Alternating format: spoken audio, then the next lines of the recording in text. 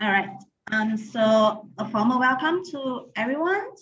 And I'm Lavinia from the Gruyter, covering marketing for the APAC region. So welcome to today's session on evidence-based acquisitions with curation control. So to start off, let me just run through the protocols for the event today.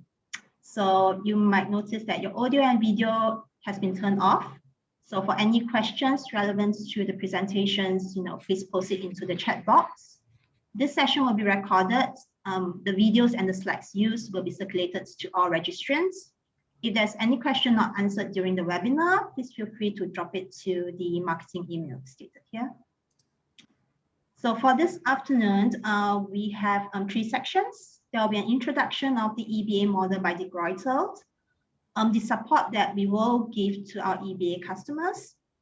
And then we'll have Dr. Hindersmans to share his experience of the EBA models for the Osnabrück University Library. And lastly, if we have some time set aside, we will answer some questions from the chat box. So with that, I will now pass over to our first presenter, Stephen. Thank you very much. So this will be my section, and as you can see from the slides, these are the topics that I'm going to touch on. The focus will be on evidence-based acquisition, right? On content development, how does our EBA work, and what's included in our package. I will give a usage benefit cost analysis, right? So that you have an idea of how it all, everyone has a KPI, ROI, and how this can actually justify the decisions of this new model. In some countries, some places, EBA might be new, but I think during my time around 2012, we already started talk about patron-driven acquisition, or EBA, during some of the library advisory board meeting. Right. Next.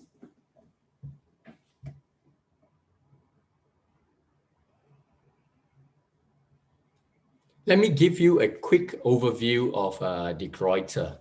Right. We are a 272 years old company. It's a very old independent company, but most of my Asia PAC team members, our average years with the Gruyter is about 3 years. So our Asia PAC team members, editorial, marketing, sales colleagues, we are relatively young, right? But if we add the years that we have accumulated working in the publishing industry, on the average, we have about 15 years of experience.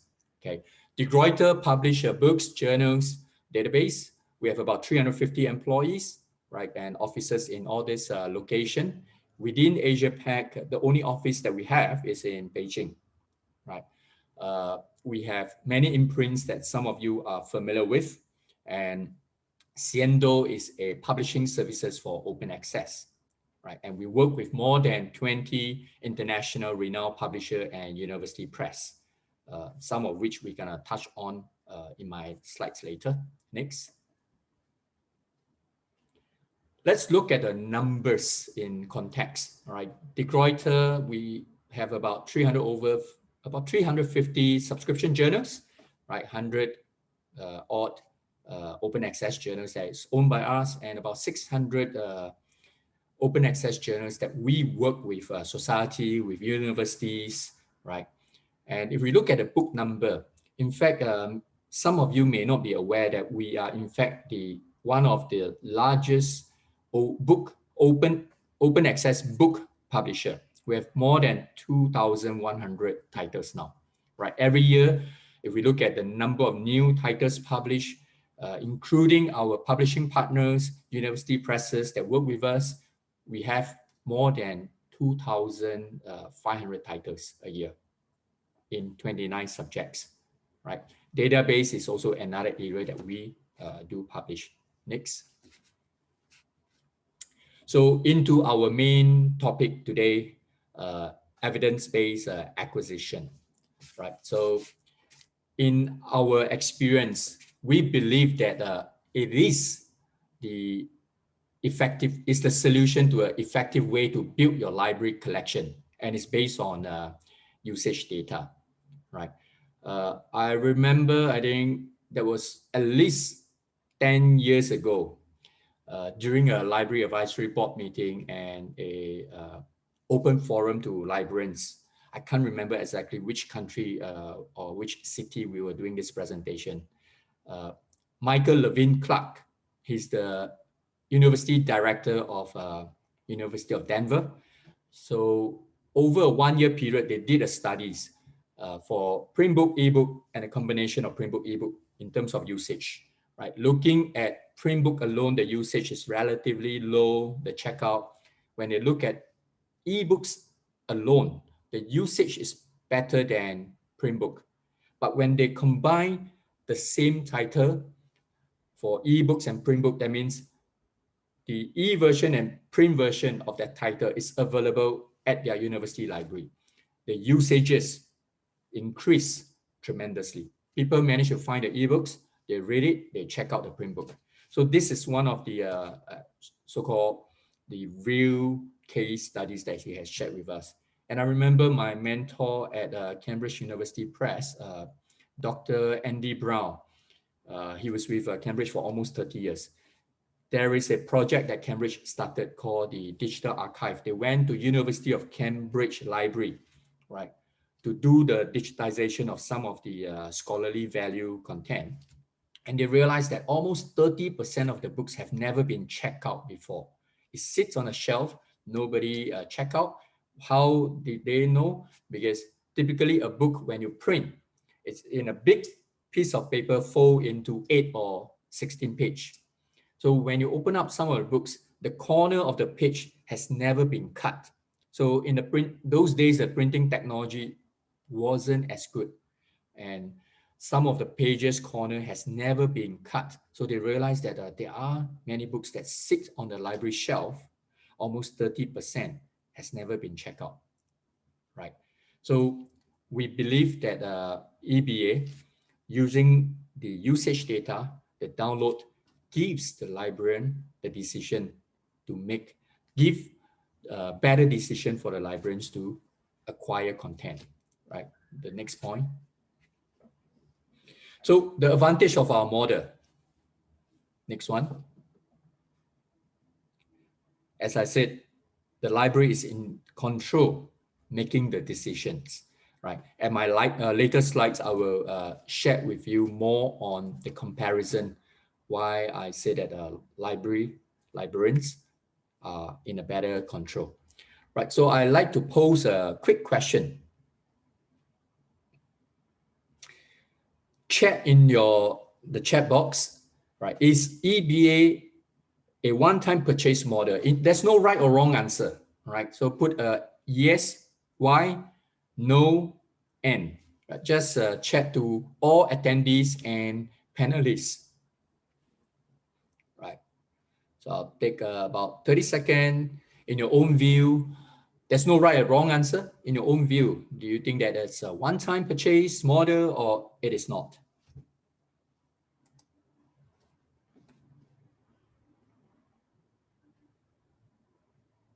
So I see some say yes and no, right? It's sometimes gray area depending on how you define it, or depending whether is it the university finance department, how they see it, right? From an accounting point of view, right? So there's no right or wrong. Thank you very much. I think I see quite a lot of people everyone has a different view how you see this as a yes and no, right? Again, towards my last slide, I will kind of like share with you from my perspective, why I think it can be also been recognized as a one-time purchase model, right? Next. Thank you for participation, putting in yes or no. Right, on the content development, so far year to date, we have about 89,000 titles from the Gruyter and our publishing partner University Press available on this EBA program. And in Q1, first quarter this year, we have uploaded about 3,000 titles. And every month we will constantly update new titles. And this year alone, we have about 2,500, expected about 2,500 front list titles will be available through our EBA program. Next. And the Gruyter has also embarked in a massive project to digitize 40,000 backlist titles all the way 200 over years ago. So it's quite a massive project trying to find titles that are beyond 100 years old to digitize them. And by end of this year, we should have all the remaining 13,000 ready on our platform, right? So let's look at the last 3 years, how our content development has uploaded the content to this EBA platform. So as you can see, on the average year on year, it's about at least 25%, right, of content increase, whether is it the front list or some of these are the back list. Our publishing partners, University Press, they pass over some of their backlist titles, or we help them to digitize their back file titles to load onto our platform. So by end of the year, we are very confident that we will reach 100,000 titles. Any questions so far? Feel free to chat into the chat box. So how does our EBA work, right? First, select a package, and whether you want the complete package, 89,000 titles, or only the English package. The Gruyter, we do publish German contents, as we started off a lot of the original content is in German, and over the years we increasingly publish more content in English, right? But bulk of the 50,000 titles in English, many of those are from our publishing partners and university presses, right? So, and how does the next stage goes? After you select the package, right, your access will be activated, right? And all the metadata you can actually upload into, you can download from the discovery services, right? And we will provide you the mark records. And if you have any tailor-made requests, my colleagues Olaf will be the next presenter. You can ask him more specific question on that. And all the new titles will be automatically added to the package every month. As on when it's published, we'll add on every month. And it's all unlimited concurrent user, remote access, DRM free, available in PDF and EPUB format, right? And every month we'll provide you the counter compliance report. I've saw some questions. What are the strengths of the Gruyters? Which subjects? We publish across 29 subjects. About 35% of our content is in STM, 65% of our content is in humanities, social science, right? And another question is that, is our EBA model yearly renew or lifetime purchase? So once you can actually purchase year on year. First year, you decided to purchase an EBA program. Second year, you can stop, right? We don't require you to tie in a multi-year contract at all, right? So towards the end, I'll explain to you why I see this model, in fact, it's a one-time purchase model, right? And so let me see what other questions. Okay, the important thing is the titles that has been downloaded, has been accessed. Eventually, you decide what titles based on a usage report you want to convert into perpetual access, right? So the third part, title selection. After 12 months, our colleagues will provide an enhanced usage report for you to select titles, right? To up to the value of your EBA fee and convert those titles to your perpetual access, right? And after 12 months, we'll give you additional 3 more months to select titles. You may want to send this list of titles to the faculty members for them to also decide which are the ones they recommend to keep as a perpetual access titles, right? continue to chat in your questions. So what's included in the package? All our imprints. The Gruyter, we are well known in some of the area. For example, the Gruyter Mouton. We are famous for our linguistic titles. The Gruyter Sour. In the past, probably people know Sour as KG Sour, published a lot of library science titles and microfilms. And the Berghauser is one of a very strong imprint that in architecture, right?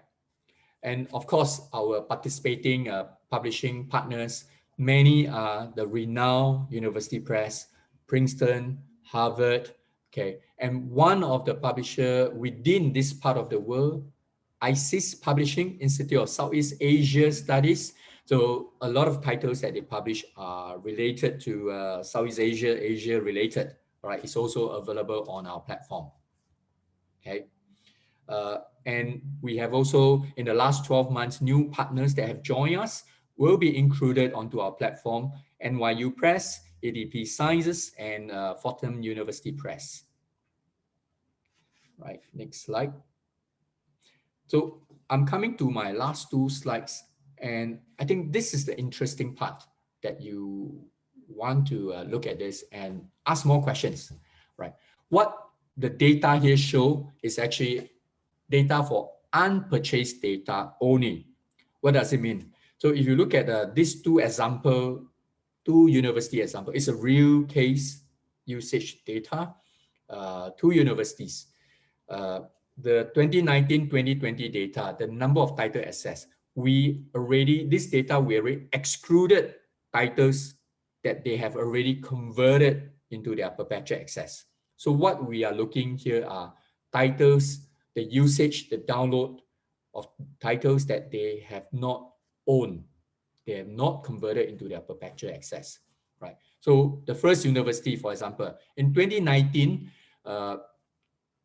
3,619 titles have been accessed, downloaded 32,149 times. If you look at this 3,619, right, the value, the list price value is about 427,000.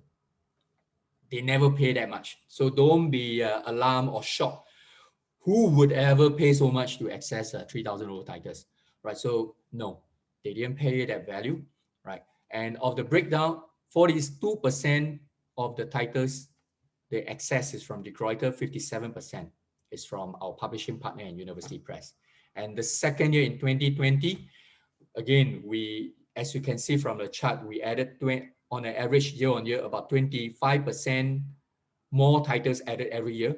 With more titles added, and after deduct away about 500 to 1,000 titles that they have converted to their perpetual access, 5,169,000 titles have been accessed, right? So the more titles you provide, and please bear in mind that in fact the amount of money they spend on this EBA never really increased much, very nominal. And during this last 1-2 years, pandemic has affected many of our customers. We basically have the zero price increase. In fact, we even adjusted slightly downwards, right? So in fact, when we see the second year, the usage is even higher, right? Once you have embedded this EBA solution, people get used to more contents, they'll read more contents, but you are not paying a lot more. You are not paying any higher additional amount of money. If you look at a second example from another university, the same thing. The second year, the usage has increased in terms of number of titles being accessed, right? In fact, it has been downloaded even more, right? So the first university example, the number of titles being accessed is 43% increase. The second university example, the number of titles that has been accessed has increased by 22%, right? But the institutions are paying a fraction of what you see on the list price. It's really a fraction, right? Again, based on titles usage, I can't tell you that what is the specific amount, but it's a small fraction of what you see on a list price. Any questions on this particular slide? There are a couple of questions, and we will answer all those questions in the chat.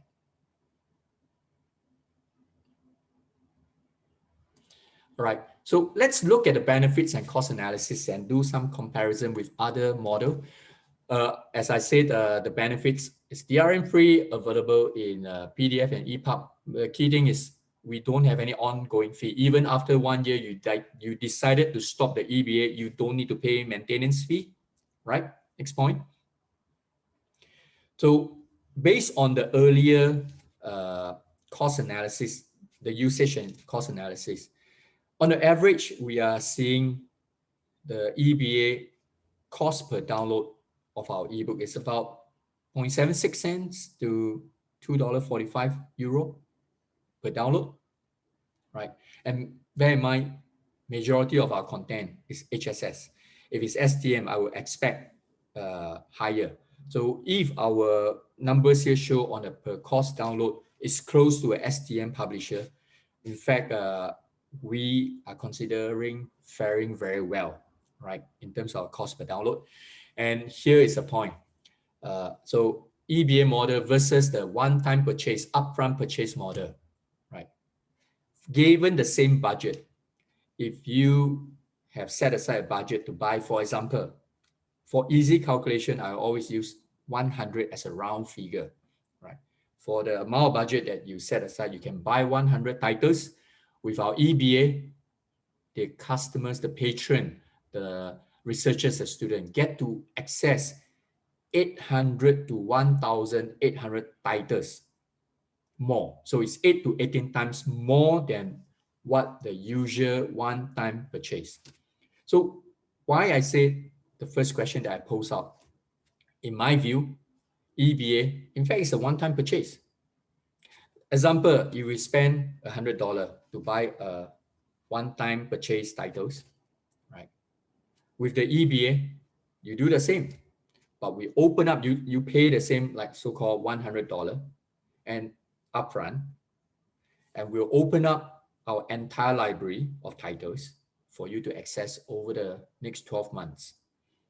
At the end of 12 months, you decide which title you want to pick and convert it to perpetual access up to the value of that $100, for example.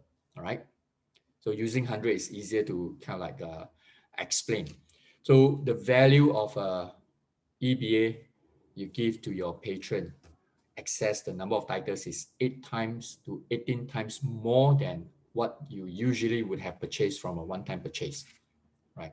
So this is the part where, depending on your university finance department, whether they agree that paying upfront fee for EBA, but access over 12 months and select titles convert into your perpetual access, is that considered upfront one-time purchase? But we will provide you with the invoice for the EBA of the upfront value, for example, $100. So to me, I see that as a one-time upfront purchase, giving a value of 12-month access, and your user have the access of 8 to 18 times more titles than what you would have purchased for a upfront one-time allocation of budget. Right. So my last point here, comparing the Lavinia next. So making a comparison of demand-driven acquisitions, right, and EBA. So the title selection for perpetual access. At the end of a 12-month EBA, librarians decide which title you want to convert into your perpetual access, right? But for a demand-driven acquisition, you have already upfront given a deposit amount. Patron start downloading the titles, and based on an agreement, maybe it hit 3 or 5, whichever numbers it hit the criteria, it will be converted into a perpetual access and deduct from your deposit. And this is where librarians may not have the control. And within 6 months, the budget, the deposit could have been depleted, right? But for EBA, it doesn't affect this. It will still continue open for 12 months. At the end of 12 months, you decide which titles you want to convert into a perpetual access, right? And on the budget management, again, you can decide which titles, which subject you want to allocate the budget more, right? Or you can even send the list of the usage data to the different faculty for the subject librarians or the faculty members to help you to select titles to convert into a perpetual access, right? Rather than using a patron-driven acquisition model, if engineering department or science department, there's a high usage download, your budget would have been all wiped out by only one or two departments. The rest of the maybe social science, humanities, they may not get to enjoy the titles, the usage of those content. Right. So this is the main difference, what I see from EBA and DDA. Lavinia? So any questions, continue to chat, we will answer, and I'll pass over to my colleague, Olaf. Yes, so thank you. First, please let me introduce myself again. My name is Olaf and I'm an actual librarian. I am with Gruyter since 2012, creating our MARC records here since then, and amongst other things. And should you choose to start an EBA with us, then most likely we will be in touch quite often over that period. Why is that? Because metadata is important, actually, because you cannot use what you cannot find or even know of, right? And while your institution will have access to new titles right away, your patrons will most likely only start using them once they see the titles in the catalog. And this is why I am dedicated to make our titles visible in your catalog. For that, we offer different options. First, what metadata formats do we have available? So for libraries, for EBA, these two formats would be most interesting. That are MARC records, usually with all the bells and whistles like DOIs, table of contents, subject headings, descriptions, student classification, OCLC-IDs, and so on, which we can also offer in MARC XML format. Then KWord files, which is simply a defined TXT list format. That are mostly useful to give you an overview on all currently available titles within the collection, and which might also come handy when you want to use them within the knowledge base. But for most partners, all of our EBA collections should already be set up there anyhow, so that you can simply activate the relevant Gruyter package in your discovery system, and we might be able to help if you needed some assistance there. All records are created on a monthly basis and sent out to all data recipients at the same time. So this is tied to our internal title release schedules and also agreed with our major data providers who can only handle monthly imports, so that we have all data consistent and aligned across all the board, like for our discovery services and knowledge-based partners such as OCLC, EBSCO, ProQuest, Exlibris, other union catalogs, mostly in the German and European market, but also to EBA customers who like to receive the data directly from us.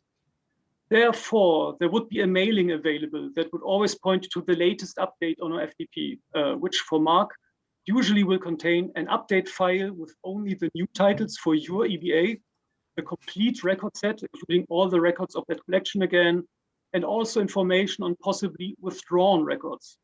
So you could be on there too if you choose so. Regrettably, there is no self-service for metadata at this stage on a platform, but I'd always be at your service via metadata@gruyter.com for all questions and needs around metadata for the time being. May it be EBA, pick and choose, or whatever. Naturally, all the Gruyter MARC records are free of charge and would also be available through the usual third parties like the ones I just listed before. But should you have some library network in your region where you think we should provide data to, I'd be very grateful if you could put us into contact there so that we could start a cooperation maybe to serve you even better this way. And yes, so this would have been the quick run through from my end already. Please let us know should there be any questions in the chats and remarks. And also what I listed, what I linked below is basically our makeshift metadata portal currently, which is simply an HTML list of all current packages with the links on our FTP for a more convenient navigation there. And you may feel free, feel free to look around and download, for instance, of open access records, have a first look at our data. And yeah, I'm delighted to hand back over to you, Lavinia. So let me know if there are questions, and then we can. Olaf, Yes. there's a couple of questions before I pass over to Lavinia from some of our audience. So these two questions probably you are able to answer better. So is there a chance that the book is withdrawn from the EBA during the 12 months? And if yes, how would the Gruyter notify the library which titles are no longer available, say on a monthly basis? Mm-hmm. Yes, this can happen because especially for our publisher partner program, so we have different sales rights restrictions maybe, and sometimes they choose to not have a title in there, or the title changes to some single use model, and then it would automatically fall out. And with the monthly updates, I would also point you to an extra list. First, this would be a list simply of the ISBNs, which are the record IDs, so that you know which titles have fallen out of the EBA, and also a dedicated MARC record set, so that you have different ways to identify those. This would be done each month with the usual updates, which is an extra file there. And yeah, this is. Thank you. So another questions also related to like metadata.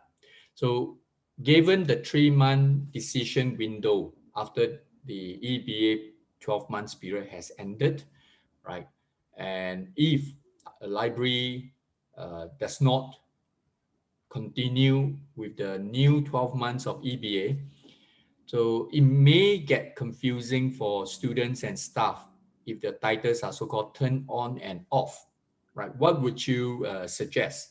Because, for example, they might have get the metadata from one of the discovery services, and at the end of the 12 months, they select titles as their perpetual collection, and the remaining titles they decided to stop. So how would you offer a solution?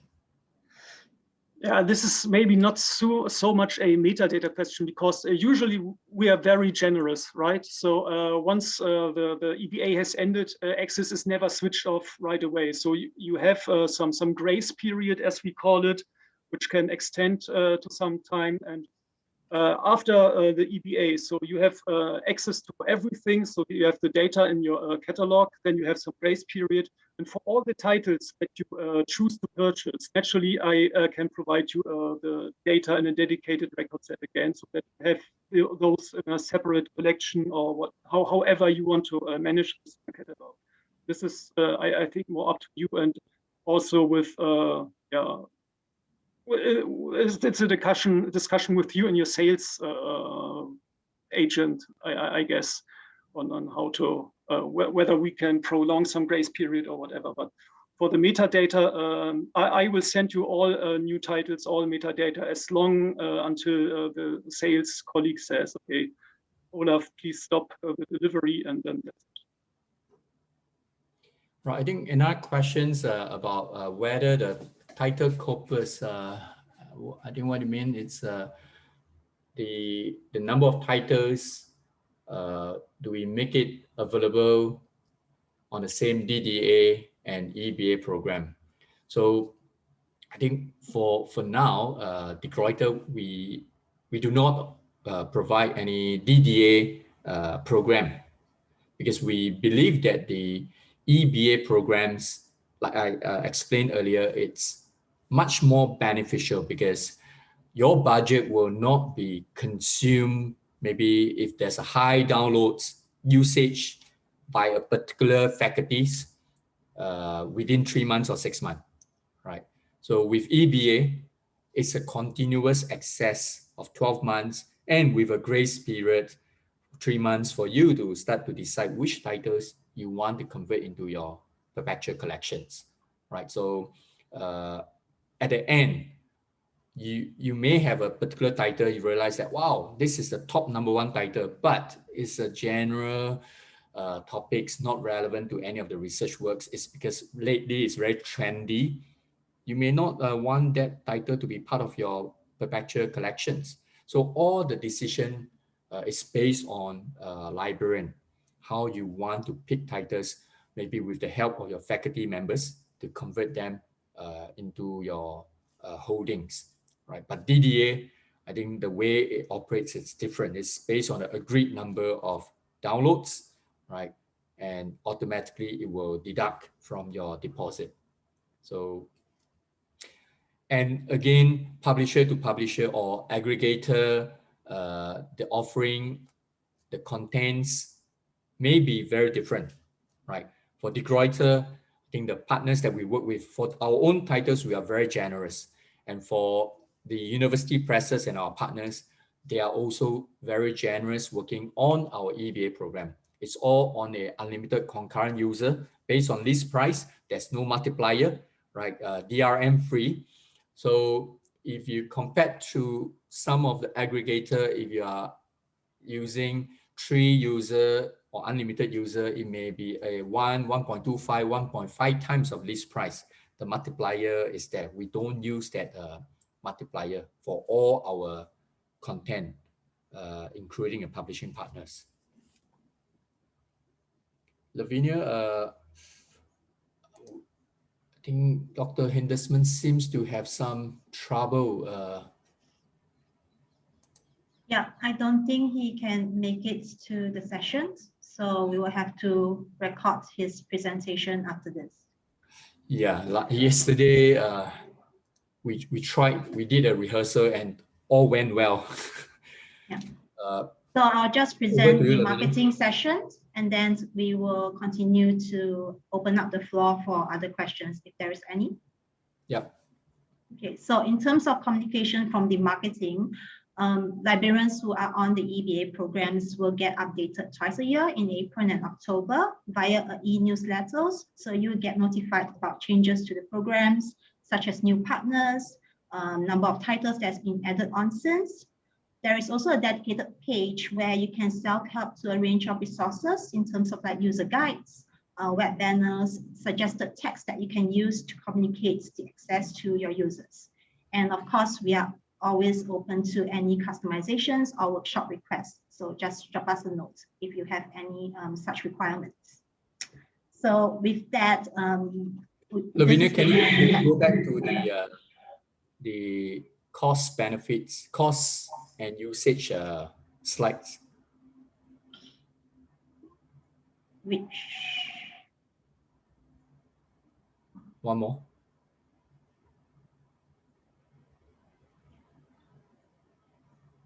Okay. Yes? Yeah. So as Lavinia said, Dr. Hindesman having some technical issues, not able to join us today, but we will do a recorded session and send to all registrants, right? I would like to hold this particular slide, and maybe if there's any questions, please feel free to ask, because I see that this is one of the kind of like stronger testimonial to prove to the administrations, to the finance department, if they want to look at the return on investment, right? And as I said, having, let's say, a budget of, okay, I put these arbitrary numbers. Let's say I put a 20,000 budget euro, right? On the average, if you look at all the titles, average list price, it's about 150 euro, right? Let's make it easy, 100 euro as a list price. If I put in 20,000 budget, right? Again, depending on size and country, sometimes we have to adjust the EBA pricing accordingly, right? Based on a 20,000 budget, you probably average $100 euro list price. You get to buy a one-off purchase about 200 titles, right? But again, I want to stress, if you put in a 20,000 budget on our EBA program, you will get to your patrons get to use about 1,600 titles and beyond. So it's 8 times to 18 times more than what you have purchased for that 200 titles, right? So your user with the same amount of money that you have allocated for EBA get to use 8 times to 18 times more titles based on this usage report of title access. It's not restricted to just like the first university case in 2020, 5,169 titles being accessed. It's not restricted to that. Your patron can access all our 89,000 titles, right? So unlimited to all contents that our publishing partner university presses that has come on board. So I think there are a couple of questions here. Is there any restriction on when an EBA period can start or stop? Some packages are calendar year. Nope, it can be any time of the year and then rolling 12 months. Right? You can start in July, September, October, or December, anytime, then rolling 12 months, right? So if you want it to be according to your financial year, great, or you want to cross to financial year, that's great. So we don't really restrict. Are there only 2 packages, complete English and everything? Can we create our own packages by subject and publication years? So we do have packages by some sub-subjects, but the thing is, if you look at the fee, we look at the FTE, and the fee that apply for a small package or 2 package, or the complete package or English package is marginal, right? And again, by opening up the entire, as I described, by opening up the entire package, you, at the end of the 12 months, you decide which are titles you want. Some titles that maybe your university is a science and technology driven universities, there are titles being downloaded on social sciences. You don't need to choose those titles, right? This is up to you to select. So by having a big variety, you are paying more or less the same amount of money, whether it's a small subset or a big collections. You are making content more readily available to your patron, right? What level of license do you provide for each book? Okay, our EBA program, all titles, all partners, is all on an unlimited concurrent user. So there's no 1 user, 3 user, it's all unlimited users and at least price. So there's no multiplier, right?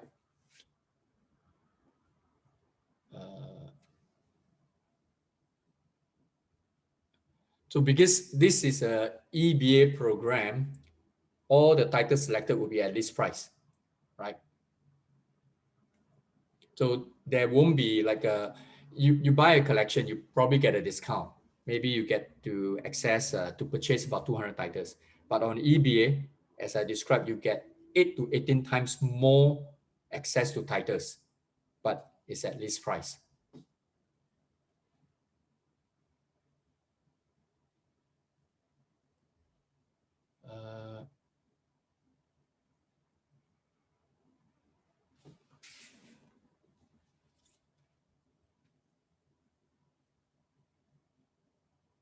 Dr. Hindesman, are you able to kind of like speak using a Teams account? I think I saw you lock in, but there's no audio. You're muted. Any other question?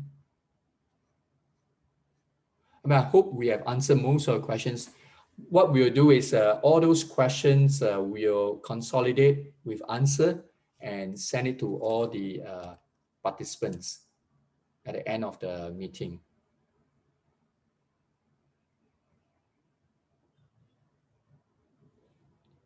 Let me see.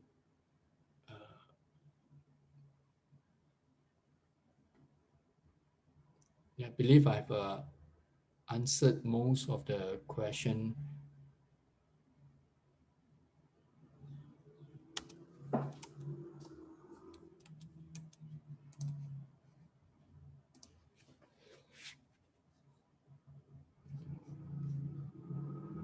Right. Thank you very much for your attendance today. And we will record the sessions from Dr. Hindesman and share with everyone. We'll share the slides and we'll share the question and answer. And I hope in the very near future, we get to see each other very soon again. And everyone, please stay safe and stay healthy. So thank you very much for attendance today. Well, good morning, everybody. My name is Justin Hindesman. I work at Osnabrück University Library, and I want to talk to you about our experiences with de Gruyter's EVA model. For those of you who are not familiar with Osnabrück University, just some key facts. We are a medium-sized university in northwestern Germany, roughly about 14,000 students. We are what the English would call a red brick university, founded in the 70s, and you can study anything except for medicine and engineering. Our library has an annual acquisition budget of about $4.7 billion, and we have about 600,000 licensed ebooks in our online catalog, mainly from aggregators like Early English Books Online, for instance. So our users are familiar with ebooks. We had this EVA model in use for 4 years. Why did we do it? Well, because we can offer our patrons more ebooks than we could ever buy. And at the same time, it's not just access, saying pay-per-view, but at the end of the year, we really have some books. We really do own some books, so it's ownership, not just access. You know, sustainability is a key concept in Germany. So you not spend the money and have nothing left at the end of the year, but we do own these books. This EBA model was financed from a central budget, and therefore all subjects should be covered. And when I proposed, okay, let's do it with de Gruyter, some of my colleagues complained that we know de Gruyter, but de Gruyter is mainly a publisher of books on language and literature. And I said, well, it used to be, but they have acquired so many other publishing companies, and they have so many publishing partners. So I believe everything is covered, and we'll come to that later on. We have a long-standing relationship with de Gruyter. We knew they produce high-quality ebooks, and there is a huge demand in our university for those ebooks. And we do purchase many books from de Gruyter every year, so the deposit can be spent easily, and we don't have to purchase books we do not really want at the end of the year. That was the general idea, to do an EBA with de Gruyter. What did we get? Well, we got all ebooks from de Gruyter, from most of the imprints. Some German publishers were not included. We had some slight problems because metadata was imported for some ebooks from publishers which did not participate, meaning users clicked on a link in our online catalog, and then they did not get to the full text of the ebook. That was a bit annoying. And even more annoying was that one publisher left this EBA model. It was an Austrian publisher, left this EBA model during the running time, so that we couldn't buy ebooks from that publisher. And it was a publisher we would have bought a lot of books from. Well, Stephen already told you how it works, so I just give you some, just give you a general idea. You pay a deposit, and then you get access to all ebooks. And at the end of the year, we librarians can decide which ebooks to purchase. And this decision is based on usage statistics, but it doesn't have to be. What did we get? We got a value of ebook content about more than $4.7 million which funny enough is about the size of our acquisition budget. So it means we could have spent all our complete acquisition budget just on the Gruyter. In 2016, altogether there were 42,000 ebooks. I believe now it's double that sum.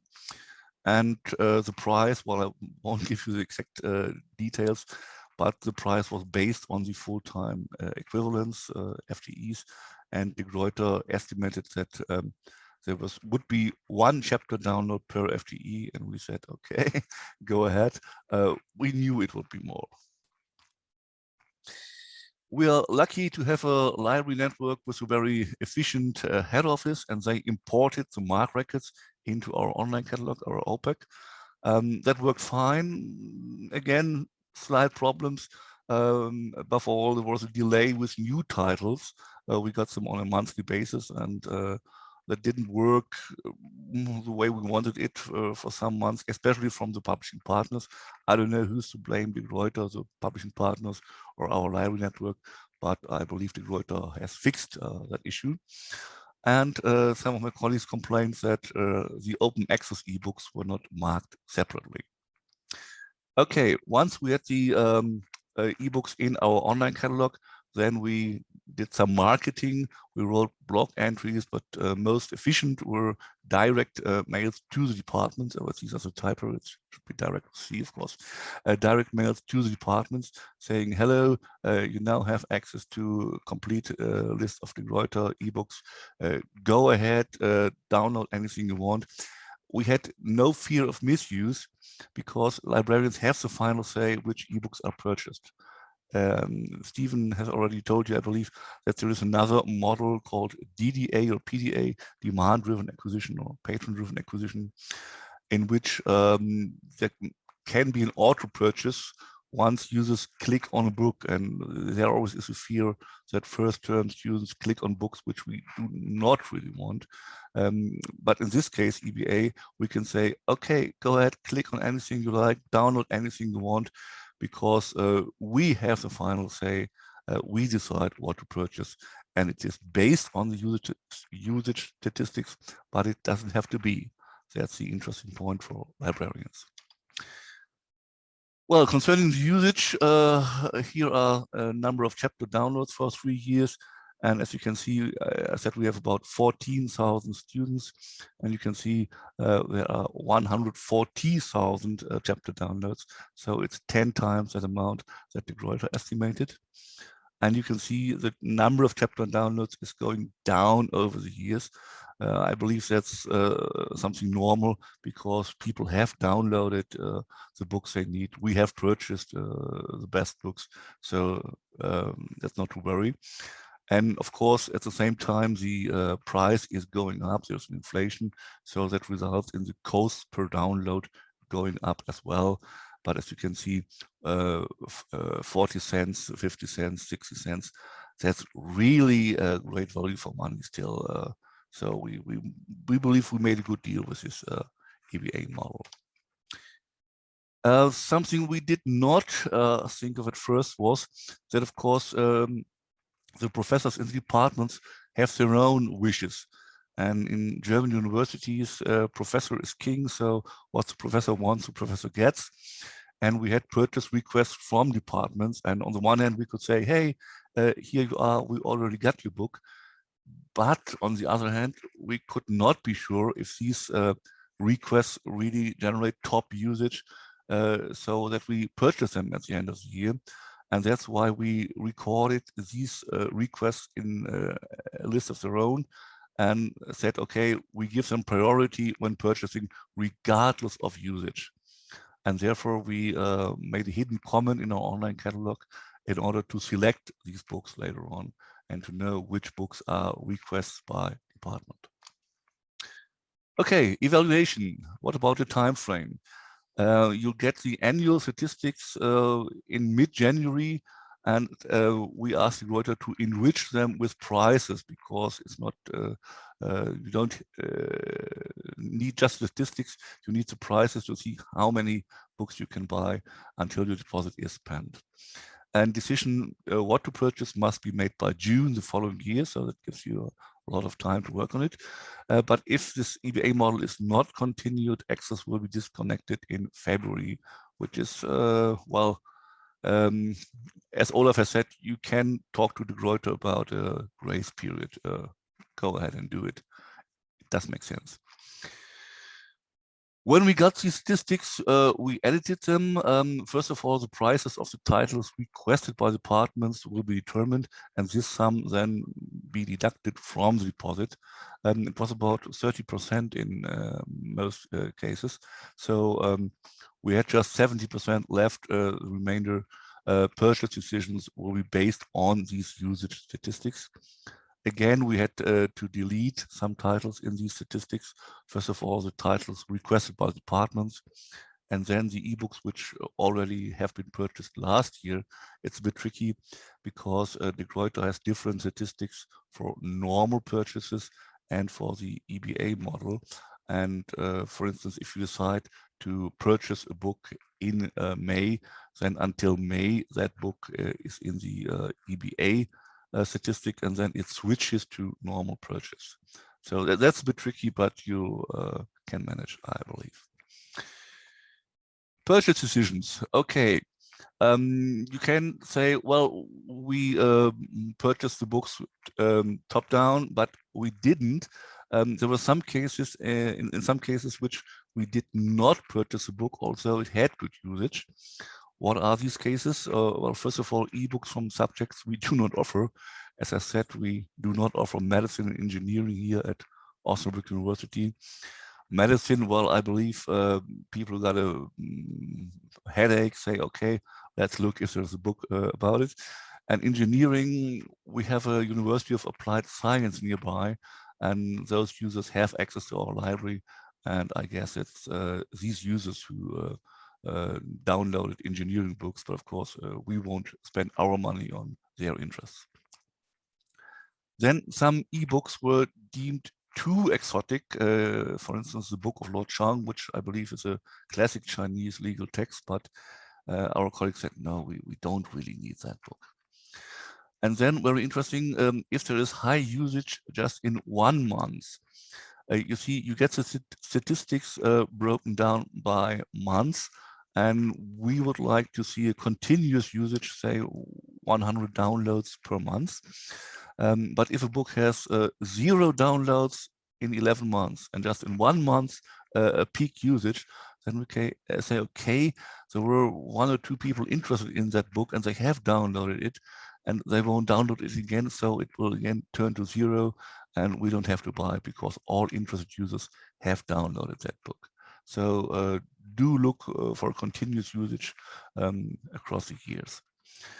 And again, if a new edition will be published soon, for instance, we had some German textbooks where we knew that a new edition was published in November. And of course, if a book is published in November, then it cannot generate that much usage. But we thought, no, we won't buy the old one. We wait for the new one. And on the other hand, we did purchase some ebooks also. They had bad usage or not good enough usage, let's put it that way. That sounds absurd at first, but I believe you will follow me when I say we did it to complete multi-volume works, even if not all individual volumes reached this quorum. For instance, as you can see, there is a 14-volume work of German legal history, and that really is important. And you cannot say we only buy half of these titles. Then it's all or nothing. Every librarian will say so, I believe. Okay, what's the conclusion? EBA model can be set up relatively easily and quickly, but the real work for the librarian starts with the selection at the end of the year, believe me. When we asked De Gruyter for a renewal price quote, De Gruyter replied, okay, how many books did you buy in print from us? Tricky question because we mainly buy from bookstores and De Gruyter couldn't say, and we couldn't say so easily either. Meaning if you have a policy of just buying ebooks now and canceling all your print orders, then De Gruyter probably will increase the renewal price. but we still bought a lot of print books as well. So the renewal price was not much higher than the price in the last year. Okay, remember I said De Gruyter is not just a publisher of literature and language books. So at the end of the year, we made an evaluation of purchases according to the number of titles. As you can see, of course, literary studies and linguistics, they are among the top. History is top, but there also is law, there also is computer science and physics. So it is across the whole range of disciplines.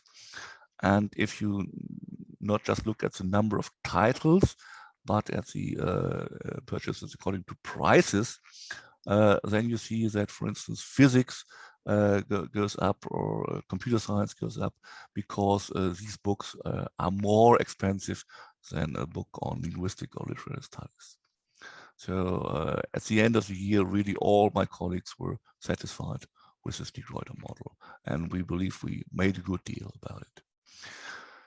Well, when you end the EBA model after a few years, you see an annual decline in usage because most popular titles have been purchased and there aren't publishing. De Gruyter doesn't publish enough interesting books to complement this. Selection is becoming more difficult, and so after a few years you can say, okay, we end this model, or at least we make a break for several years until enough interesting books have been published again, and then we start all over. A final decision must then be made very quickly, but as Olaf said, do ask for a grace period. That makes sense. And you got to be aware that your patrons ask, well, where did the ebook go? It used to be in the online catalog, but I can't find it any longer. And then you have to do some explaining. Okay, thanks for your attention. And if you've got any questions, please feel free to email me at the email given here below. And then I say goodbye from Germany. Auf Wiedersehen.